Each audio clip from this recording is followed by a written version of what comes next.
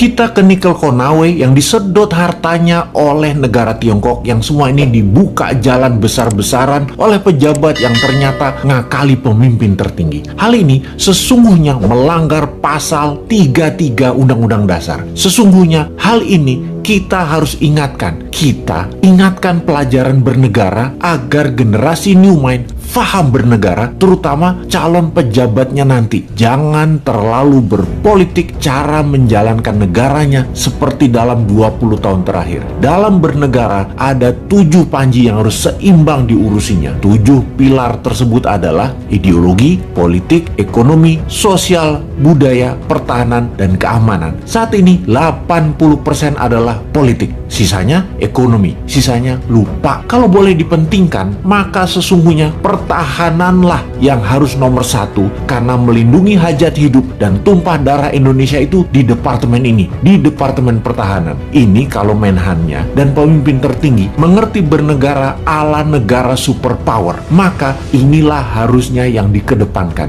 Sayang yang sekarang belum menunjukkan hal itu. Pandemi ini masalah kesehatan, iya benar, tapi kalau melumpuhkan ekonomi dan membuat negara lain menyerang kita dengan berita-berita mengerikan tentang COVID di Indonesia, dan pemerintah saat ini tidak mengcounternya, ini menunjukkan lemahnya hubungan internasional dan pertahanan luar negeri Indonesia. Tidak ada counter propaganda di luar negerinya. Berita Indonesia demikian parahnya di luar negeri. Seakan pandemi di Indonesia itu paling parah, lebih parah dari India yang memapar hampir 30% manusia di India. Sementara di Indonesia itu hanya 10%-nya India, tapi citranya di luar negeri lebih parah. Itu saja contoh bagaimana bernegara Indonesia itu jago kandang, dan ini berbahaya. Itu nanti oleh New Mind tidak boleh terjadi lagi. Represif menekan itu jangan ke rakyat, tapi negara lain yang merugikan kita itu yang ditekan. Kembali ke negara berdaulat dan pejabatnya faham bernegara, maka setiap langkah harus menguntungkan masyarakat adalah wajib, serta melindungi tumpah darah Indonesia itu adalah wajib. Lalu kita semua tahu apa yang namanya nation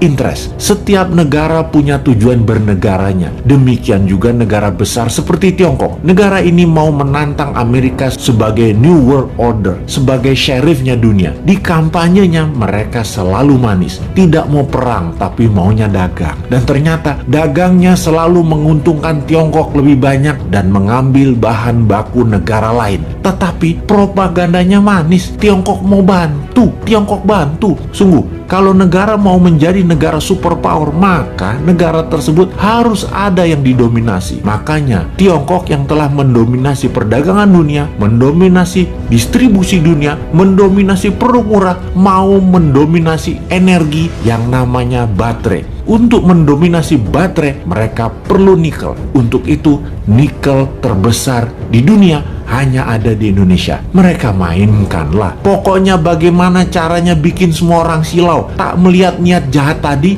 yang terlihat nolong pindah gede-gedean tambang nikel dan pabrik smelter, mengambil secepatnya bahan baku Indonesia mumpung masih berkuasa dan dibukakan jalan. Dijanjikannya Indonesia akan punya pabrik baterai, tapi bahan bakunya dihajar habis dulu sampai habis. 3 tahun lagi rasanya cukup buat mereka hajar habis tambang tersebut dan menjadikan Tiongkok punya cadangan selama 20 tahun ke depan untuk jadi raja baterai dunia. 90% keuntungan nikel adalah kalau dijadikan baterai, dan itu strategi Tiongkok.